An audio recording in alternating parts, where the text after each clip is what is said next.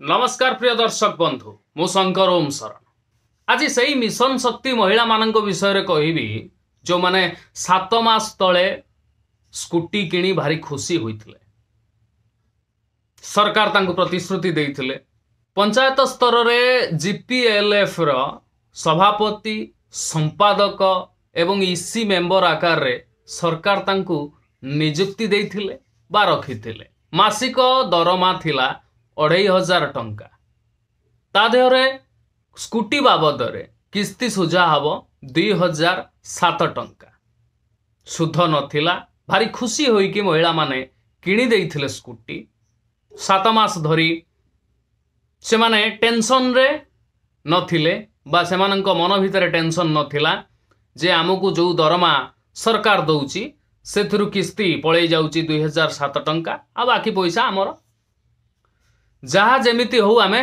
तेल पकईकी चली जीवा 48टा किस्ती सुझा सरी गले टेंशन गला स्कूटीटा भी आमर हो एवं तापरे जहाँ दरमा जदि से सरकार दयारु किछि बढ़े ताहले आमे निश्चय उपकृत हवा यही आशा नहीं कि सेमाने सरकारंकर बिना सुधरे जो स्कूटी योजनाटी करथिले नवीन सरकार तो ताकू सेमाने समस्ते किणी पकईथिले किंतु वर्तमान परिस्थिति होची एया सरकार चेंज हैला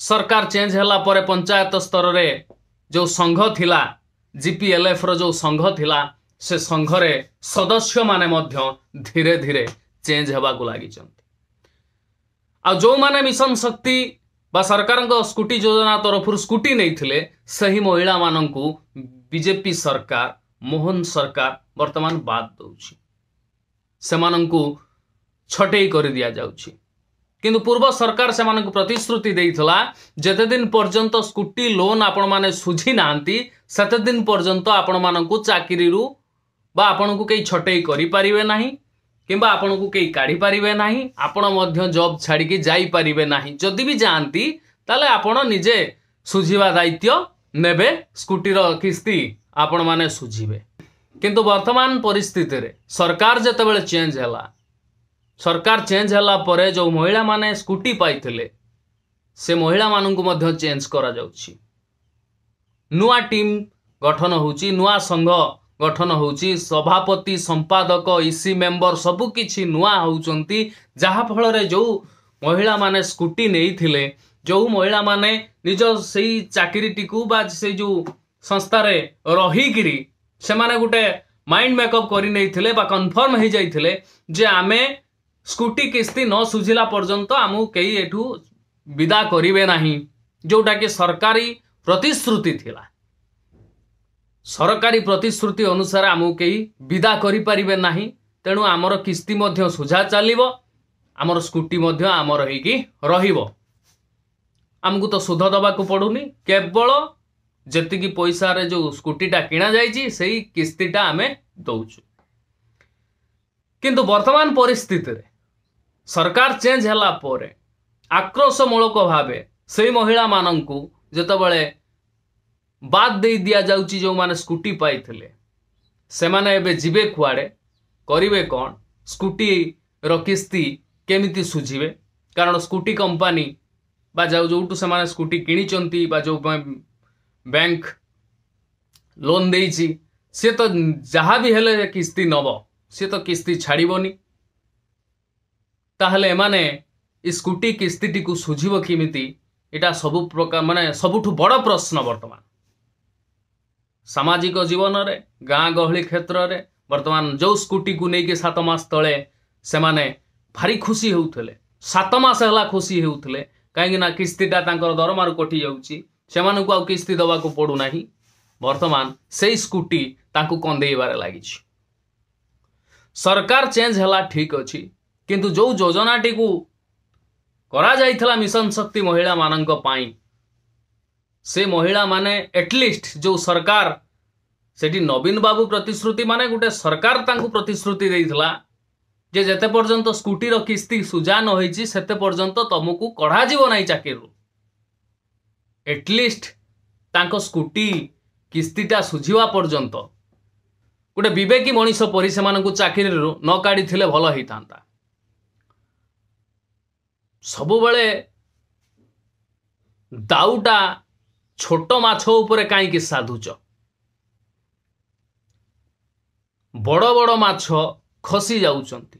ଯୋଉ ବଡ଼ ବଡ଼ ମାଛକୁ ବିରୋଧୀରେ ଥିବା ସମୟରେ ତମେ ଟାର୍ଗେଟ କରୁଥିଲ, ଯୋଉ ବଡ଼ ବଡ଼ ମାଛକୁ ସରକାରକୁ ଆସିଲେ ତାଙ୍କୁ ଜେଲ ଭିତରେ ପୁରେଇବ ବୋଲି କହୁଥିଲ, ସେ ବଡ଼ ବଡ଼ ମାଛ ଧରିବା ତ ଦୂରର କଥା, ତାଙ୍କ ବିରୁଦ୍ଧରେ ଏଫଆଇଆର ଟେ ବି ହେଲାନି।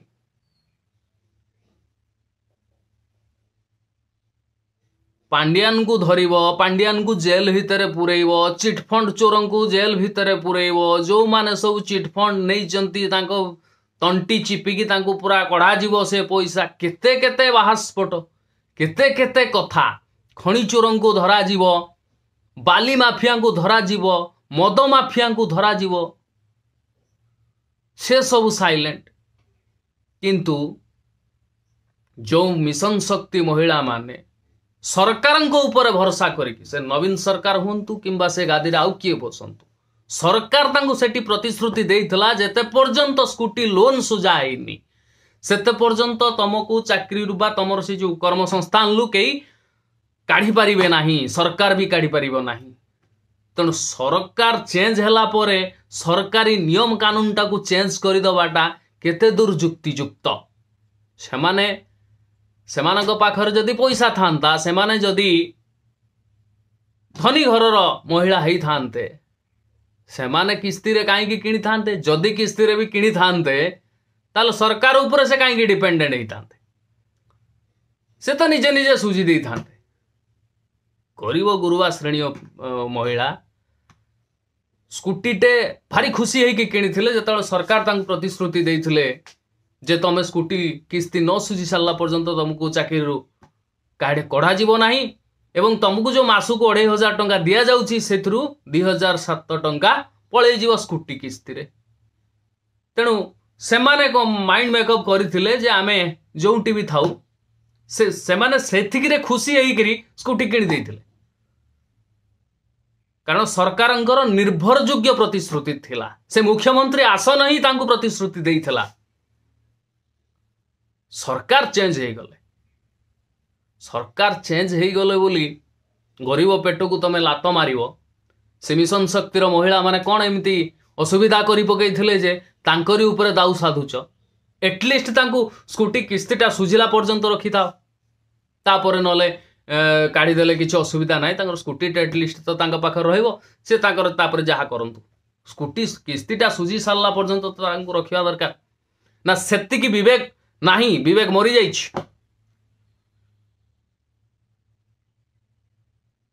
ସେମାନଙ୍କର ଯଦି ପଇସା ଥାନ୍ତା ସେମାନେ ସ୍କୁଟି କିସ୍ତି ସୁଝିବା ପାଇଁ କାହିଁ ସରକାର ଉପରେ ଡିପେଣ୍ଡ କରିଥାନ୍ତେ?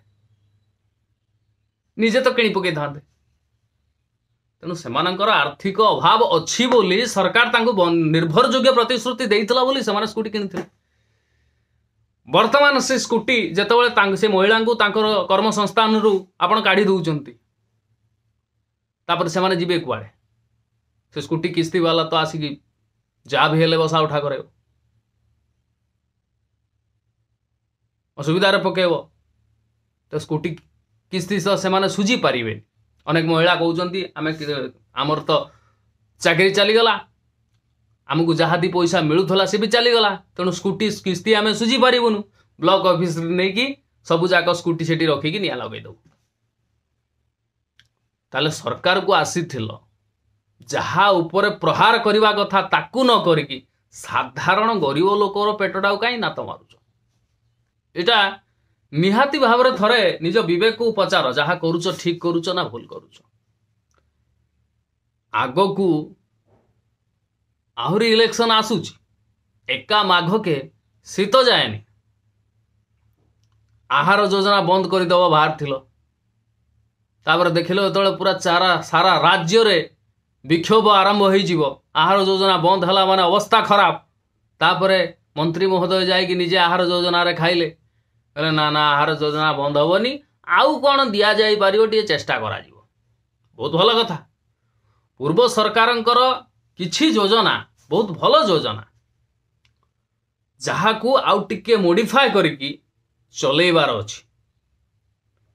ସମ୍ପୂର୍ଣ୍ଣ ବନ୍ଦ କରିବାଟା ମୂର୍ଖାମିର ପରିଚୟ। एवं लोक भयंकर भाव में विरोध करेंगे।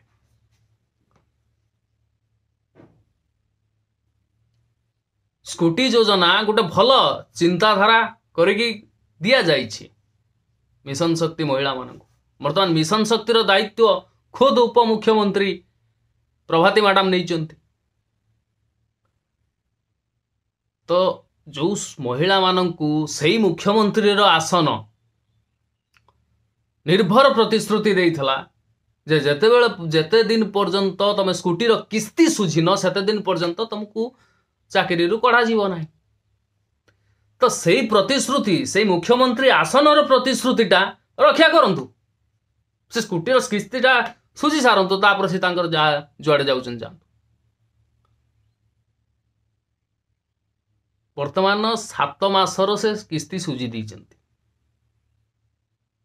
आउरी बाकी अछि 48टा किस्ती रु 7टा सुझी थिला और 41टा किस्ती बाकी अछि।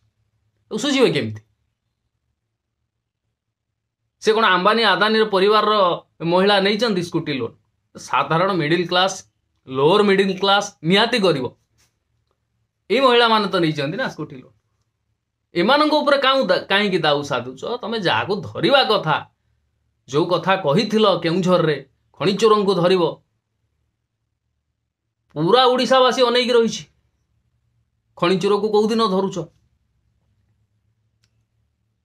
पंडा पट्टनायक मिश्र अग्रवाल टाटा बहुत भयंकर भयंकर ना सब अच्छी तांको सब केबे धरुच? बाली माफिया तांको केबे धरुच? आ मद माफिया तांको भी केबे धरुच? सारा राज्यवासी होनी ये छोट छोट माछंको ऊपर कहीं एते राग? सेमान तो ये सरकार ऊपर भरोसा करिकी से माने स्कूटी टे करचंती नले कहीं करथांते से बाहर पैसा ही नथिला। सरकार जेते बेले कहले किस्ती न सुझिबा जाए तुमको कढ़ा जीवनी समस्ते खुशी ही कर देइथिले। तेणु ये योजना तो अच्छी किंतु ये जो महिला मानू काढ़ी दवाटा निहाती गोटे मूर्खामीर परिचय। आपणकर यथायोग्य मत आ मंतव्य अपेक्षा। नमस्कार।